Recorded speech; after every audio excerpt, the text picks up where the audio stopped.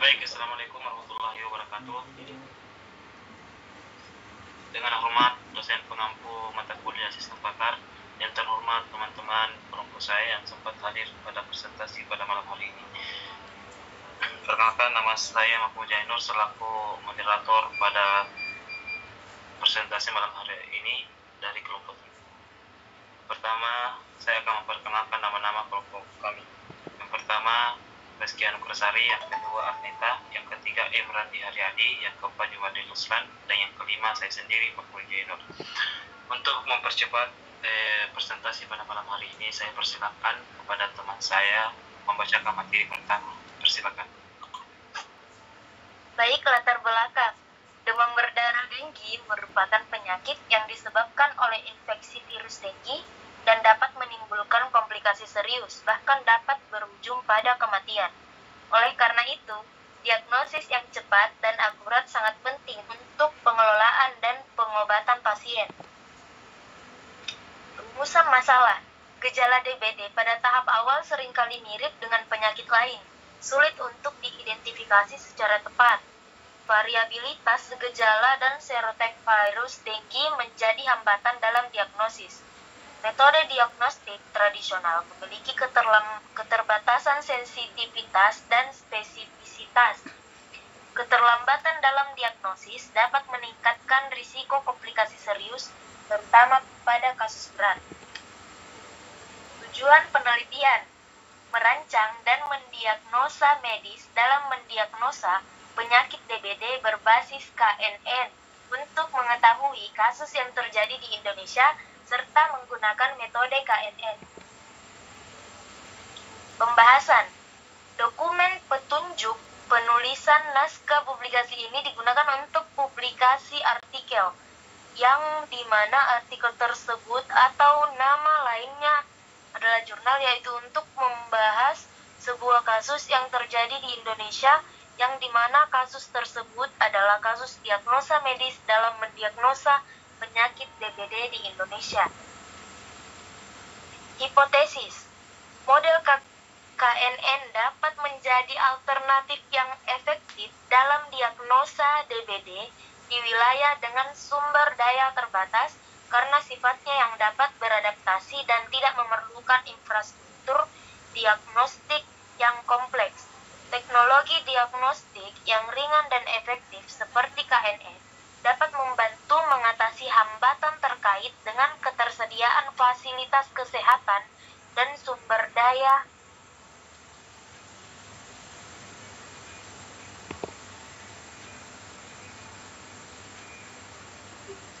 Baik, saya lanjutkan metode penelitian. Pada metode penelitian ini, saya memakai metode KNN, yang dimana metode saya ambil ini untuk mengetahui prediksi dan akurasi yang dihasilkan oleh kasus diagnosa DBD. Untuk kasus tersebut, diagnosa medis dalam mendiagnosa penyakit DBD ini, saya memilih penelitian ini untuk mendiagnosa penyakit-penyakit yang akan terjadi di Indonesia, yang dimana saya membuat dan mengetahui hasilnya dengan memakai dataset DBD di Indonesia. Untuk proses identifikasi dan penanganan data yang hilang, periksa apakah dataset memiliki nilai yang hilang. Jika ada, pertimbangkan untuk mengisi atau menghapus data yang hilang berdasarkan konteks medis DBD. Kemudian pembahasan penelitian. Yang pertama, analisis kasus pasien menunjukkan bagaimana model KNN dapat digunakan untuk mendiagnosa DBD. Kemudian pembahasan mencangkup gejala, pemeriksaan fisik, hasil laboratorium, kronologi gejala, dan diagnosis.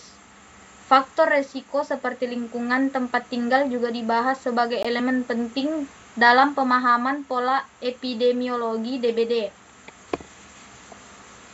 Nah, pengelompokan atau binning pada variabel numerik untuk merubahnya menjadi variabel kategorikal. Ini dapat membantu mengatasi sensitivitas KNN terhadap perbedaan skala, fitur yang paling relevan dan signifikan untuk diagnosis DBD.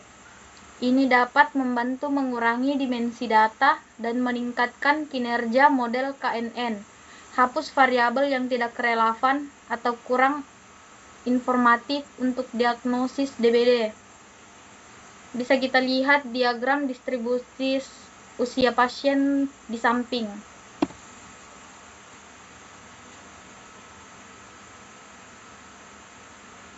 Baik, saya akan melanjutkan membacakan materi.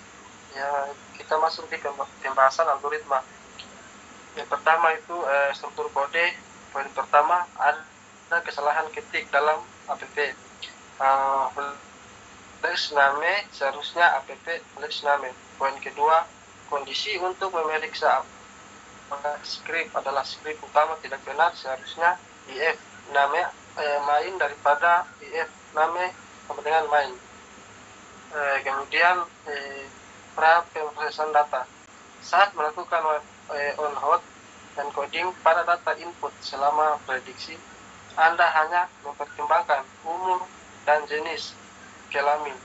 Pastikan untuk mengkodekan fitur kategori lainnya juga seperti yang Anda lakukan selama pelatihan. Untuk kodenya itu extract encoded sama dengan PD get domain. Reinisialisasi model. Anda menginisialisasikan KNN model di dalam fungsi predict. Sebaliknya, Anda harus menggunakan model yang telah dilihat sebelumnya. Anda menggunakan KNN model yang dilatih selama inisialisasi aplikasi. Baik, saya kembalikan kepada moderator. Selanjutnya, untuk hasil penelitian. Nama penyakit yang diprediksi tidak ditampilkan dalam gambar. Untuk melihat nama penyakit, Anda perlu mengklik tautan lihat detail. Sistem pakar menghitung probabilitas menggunakan algoritma machine learning. Algoritma ini dilatih pada dataset yang berisi data pasien dengan penyakit yang diketahui. Sistem pakar ini adalah contoh sederhana dan tidak boleh digunakan untuk diagnosis medis. Sistem pakar ini hanya untuk edukasi dan penelitian. Dapat kita lihat gambar di samping. Itulah gambar yang dimana umur kita melakukan umur 34, jenis kelamin itu adalah si.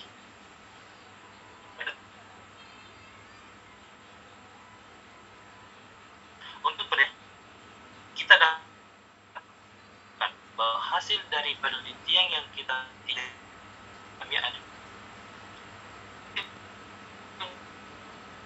menunjukkan bahwa nilai tersebut mengandung nilai positif. 36,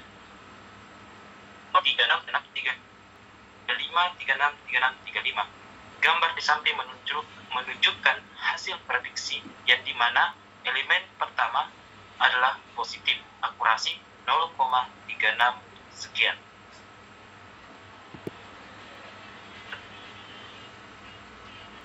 Untuk akurasi,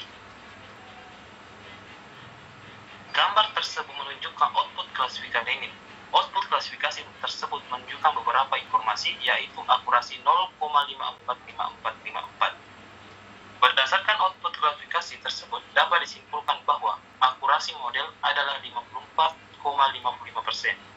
Model lebih baik dalam menghentikan kelas 3 dibanding dengan kelas 2. Rata-rata makrokan model memiliki presisi, rekor, dan F1 skor yang cukup baik. Rata pertimbangan tidak titik. Hal ini kemungkinan karena model hanya memiliki 2. Di samping itu adalah gambaran data fiction report. Dan yang terakhir adalah kesimpulan. Penelitian ini mengkonsisten informasi surveillance kasus DBD yang mengakomodir kebutuhan pengelola data dalam pelaksanaan kegiatan surveillance, mulai dari permintaan oleh pasien sampai kepala sebagai penentu kebijakan. Terima kasih. Ya baik, presentasi pada malam hari ini. Semoga pada pembacaan baik itu pada pembacaan tutur kata yang bicara dapat memakluminya. Untuk sesi tanya jawab